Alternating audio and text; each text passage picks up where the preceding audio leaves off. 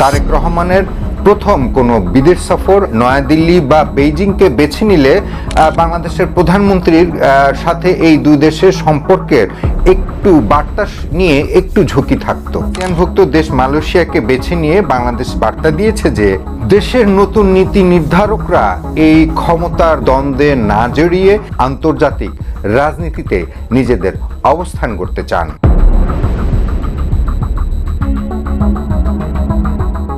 একটি দেশের নতুন সরকার প্রধানের প্রথম বিদেশ সফর অত্যন্ত গুরুত্ব বহন করে, কারণ সেই সফরটি আসলে তিনি কোন দেশকে প্রাধান্য দিচ্ছেন, আগামী দিনের কূটনৈতিক ভারসাম্য কী থাকবে, তিনি আন্তর্জাতিক পরিমণ্ডলে কি মেসেজটা দিচ্ছেন এবং তার অর্থনীতির কাঠামো এবং কার সঙ্গে তার সম্পর্ক আরও সুদৃঢ় করতে চায়, এই সমস্ত বিষয়গুলো, এই সমস্ত মেসেজগুলো দেশে এবং বিদেশে বিভিন্ন জায়গায় অত্যন্ত গুরুত্ব বহন করে।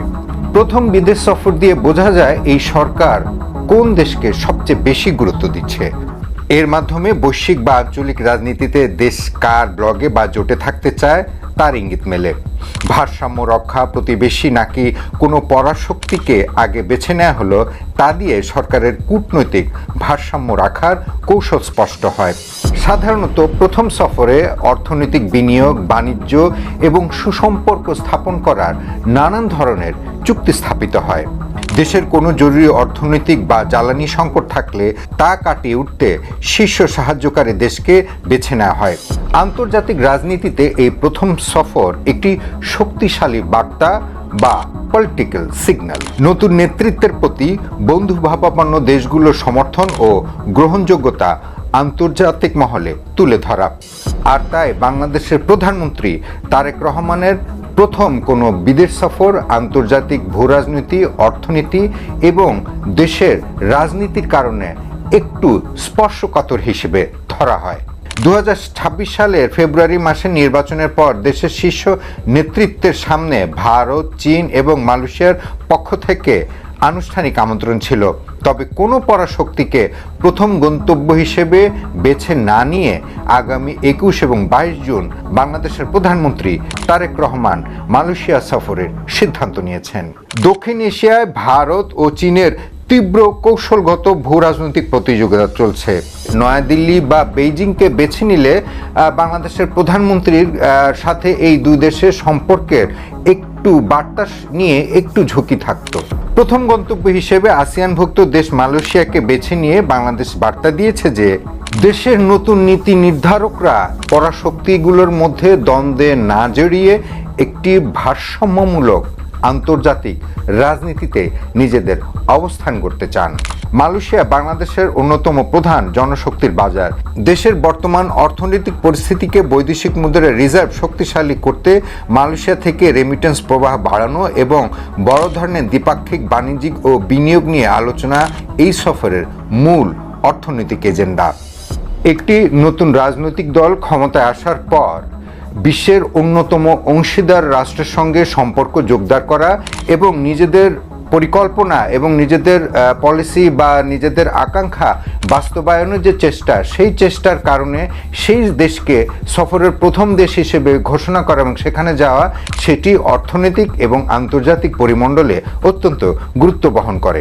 মালয়েশিয়া মুসলিম বিশ্বের অন্যতম শক্তিশালী ও প্রভাবশালী এবং আধুনিক অর্থনীতির মডেলের দেশ। দেশটির প্রধানমন্ত্রী আনোয়ার ইব্রাহিমের বিশেষ আমন্ত্রণে বাংলাদেশের নতুন প্রশাসনের জন্য বৈশ্বিক কূটনৈতিক সমর্থনে বড় শক্তি যোগাবে।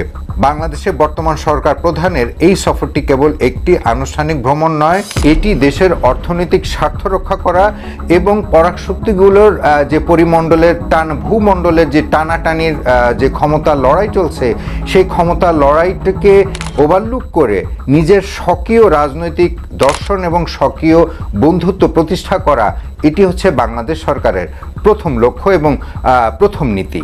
তাছাড়া দেশের অভ্যন্তরেও একটু চাপ রয়েছে। বাংলাদেশের মতো ছোট এবং দরিদ্র দেশগুলোর যে সরকার প্রধান, তার যে প্রথম বিদেশ সফর, সেই বিদেশ সফরের স্পর্শকাতরতা শুধু আন্তর্জাতিক পরিমণ্ডলেও নয়, নিজস্ব দেশের অভ্যন্তরে যে অন্যান্য ছোট ছোট রাজনৈতিক দল রয়েছে এবং বিরোধী দল রয়েছে, তাদের মধ্যেও কিন্তু এই প্রথম সফরটা অত্যন্ত গুরুত্ব বহন করে, কারণ চেক অ্যান্ড ব্যালেন্সের মাধ্যমে তাদেরকে যেতে হয়। গণতান্ত্রিক শাসন ব্যবস্থায় বিদেশ নীতি কেবল সরকারি দলের সিদ্ধান্ত নয়, বরং এটি জাতীয় ঐক্যমতের বিষয়। অন্যান্য দলগুলোর দৃষ্টিভঙ্গি যেভাবে এই সফরের গুরুত্ব ও গতি প্রকৃতি নির্ধারণ করে তা উল্লেখ করার মতো।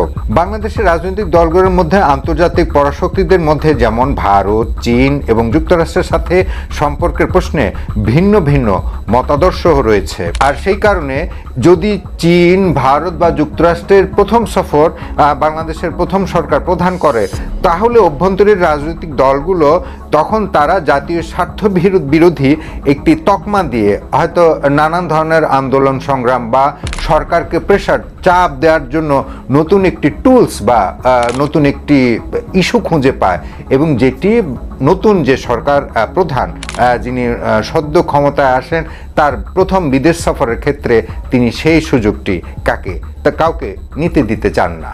সরকার প্রধানের প্রথম গন্তব্য হিসেবে পরাশক্তিদের এড়িয়ে মালয়েশিয়া বেছে নেওয়ার পেছনেও অভ্যন্তরীণ রাজনৈতিক সমালোচনা এড়ানো একটি বড় কৌশল কাজ করছে, যাতে বিরোধী দলের পক্ষ থেকে একটি নির্দিষ্ট দেশকে তোষণ করছে এই জাতীয় কোনো অভিযোগ সরকারের বিরুদ্ধে আনতে না পারে। প্রথম সফরের অত্যন্ত গুরুত্বপূর্ণ দ্বিপাক্ষিক চুক্তি বা সমঝোতা স্বাক্ষরিত হয়। অন্য দলগুলো গভীর মনোযোগ দিয়ে দেখে যে এই চুক্তিগুলোর মাধ্যমে দেশের সার্বভৌমত্ব বা স্বার্থ বিঘ্নিত হচ্ছে কিনা। রাজনৈতিক দলগুলো জনগণের সেন্টিমেন্ট বা মনোভাব ধারণ করে। বর্তমান বাংলাদেশে যে তীব্র অর্থনৈতিক ও কর্মসংস্থান সংকট চলছে তা নিরসনে অন্যান্য দলগুলো চায় সরকার প্রথম সফরে রেমিটেন্স ও শ্রমবাজারের মতো বাস্তবমুখী সংকটের সমাধান আনুক। এবং আন্তর্জাতিক পরিমণ্ডল থেকে যখন দেখা হয় যে বাংলাদেশের নতুন সরকার প্রধান এমন একটি দেশে গিয়েছেন যে সেই দেশে যাবার কারণে বাংলাদেশের যে অভ্যন্তরীণ রাজনৈতিক স্থিতিশীলতা বজায় আছে, একে অপরের প্রতি কাদা ছোঁড়াছড়ি করছে না এবং কোনো ধরনের কোনো আস্থাহীনতার বিষয় নেই, তখন আন্তর্জাতিক পরিমণ্ডল থেকে বাংলাদেশে যে অর্থনৈতিক সহযোগিতা বা লগ্নীকরণ সেই বিষয়গুলো আসলে অত্যন্ত গুরুত্বের সঙ্গে দেখা হয় যে অন্তত বাংলাদেশে রাজনৈতিক অবস্থা স্থিতিশীলতার পর্যায়ে রয়েছে। জাতীয় স্বার্থ ইস্যুতে রাজনৈতিক দলগুলির দৃষ্টিভঙ্গি ইতিবাচক, তবে তা বহির্বিশ্বের কূটনৈতিক অবস্থানকে আরও শক্তিশালী করে। এটি কেন অত্যন্ত গুরুত্বের সঙ্গে দেখা হয় যে প্রথম যখন সরকার গঠন করা হয় এবং সরকার প্রধান কোন দেশ দিয়ে সফর শুরু করছেন সেটি কেন অত্যন্ত গুরুত্বের সঙ্গে বিবেচনা করা হয় সেটি আপনাদের কাছে আমি কিছুটা স্পষ্ট করলাম। আরেকটি বিষয় হচ্ছে যে শুধু বাংলাদেশই নয়, ভারতের সরকার প্রধানের একটি রেওয়াজ রয়েছে, যখন নতুন সরকার গঠন হয় তখন সরকার প্রধানরা বিশেষ করে এই সাবকন্টিনেন্ট অর্থাৎ সাউথ এশিয়ার দেশগুলোতে সফর করার রেওয়াজটা রয়েছে। যেমন বেশিরভাগই হচ্ছে ভারতে যখন নতুন সরকার গঠন করা হয় তখন তারা নয়তো ভুটানে যান, বেশিরভাগই হচ্ছে ভুটানে যান, তারপরে হচ্ছে যে মালদ্বীপ যান বা শ্রীলঙ্কাতে যান। এটি সাবকন্টিনেন্টে বেশি রেওয়াজ হয়েছে। যেমন নরেন্দ্র মোদী 2014-তে যখন তিনি ক্ষমতায় এসেছেন তার প্রথম সফরটি কিন্তু ভুটানে ছিল এবং পরবর্তীতে তিনি নেপালে যান, এবং পরবর্তীতে যিনি দ্বিতীয়বার যখন ক্ষমতায় আসেন তখন মালদ্বীপ যান এক সময়। শুধু বাংলাদেশে না, এই বিশ্বের যে দেশগুলো রয়েছে প্রথম সফর কোথায় করছে সেটা অভ্যন্তরীণ রাজনীতির ক্ষেত্রে একটু বড় ভূমিকা পালন করে।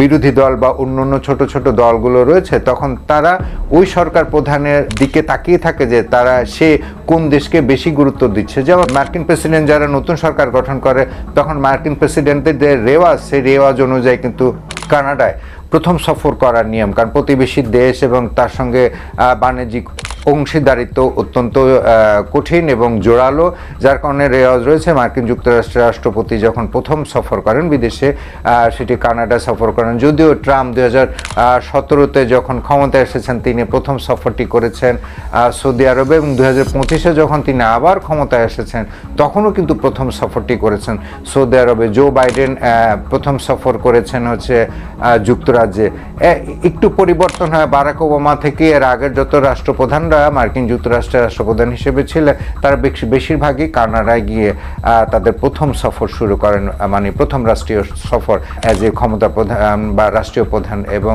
সরকার প্রধান হিসেবে। যে ক্ষমতাধর দেশগুলো যারা বাংলাদেশের দিকে তাকিয়ে আছে যে কিভাবে বাংলাদেশের সঙ্গে সম্পর্ক করবে, বাংলাদেশ তাদেরকে তোষণ করছে কিনা, বাণিজ্যিক অংশীদারিত্ব কিভাবে বাড়াবে, এগুলো কিন্তু বড় যে পরাশক্তিগুলো বা শক্তিগুলো অর্থনৈতিকভাবে ওই দেশগুলো শক্তিশালী, তারা আসলে যারা বাংলাদেশ নিয়ে ভাবে তাদের কাছে বাংলাদেশের সরকার প্রধান নতুন যে ক্ষমতা আসে তার প্রথম বিদেশ সফরটি অত্যন্ত গুরুত্বপূর্ণ। এবং তারেক রহমান অত্যন্ত চাতুরতার সাথেই কিন্তু না দিল্লি না বেইজিং তিনি সঠিকভাবে বেছে নিয়েছেন মালয়েশিয়াকে।